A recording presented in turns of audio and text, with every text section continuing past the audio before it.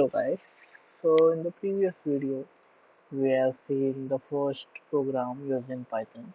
We have done some basic calculation 2 plus 3, 2 minus 3 and those kind of calculations we have done, and we have got the result according to our expectations also. So in this video we will see a further expansion of the similar thing. So let us continue from where we left. So let us see 2 plus 3. We know it will give 5. Now let us check whether it will give 5 or not. So yes, it is giving. Now 2 minus 3, it is giving minus 1. Now let us check whether it is giving a multiplication or not. So 2 into 3, it should give 6. It is giving 6. Now let us check the division also. Now 10 divided by, let us 2. Now what it is giving. So here we can see that here we are getting the value as 5.0. But here it is not 6.0, minus 1.0 or 5.0. So why this number comes? So here it is not exactly the same case always that we will get an integer. Same thing can happen that if we divide 10 by 3, we can expect a 3.33333.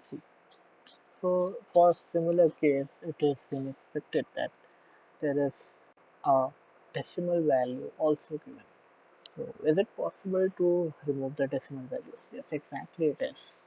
So what we'll do is we'll put a double inverted comma here. Sorry, a double slash and then 2. See, now we are getting 5. So for the double slash, we are getting 5. Now, in the previous case, we have checked that 2 into 3, we are getting 6. Now, for an example, we want to check whether for 3 terms it is valid or not. 2 into 2 into 2. How much it will give? It will give 8. Now, suppose, can I go there directly? Yes, it is there. So like here we can see that there are many other terms in which we can perform our programming language. Now let us check whether a string will work or not. So for the string we need to give inverted commas and then we'll press enter. Oh yes, it is printing done. But now let's check a BODMAS value also. So let me take an example. 8 plus 3 into 6 by 2 minus 1. Now I don't know the answer, but let's check how much we'll get it. This will give us 3. 3 into 3, 9. 9 minus 1, 8 plus 8, 16.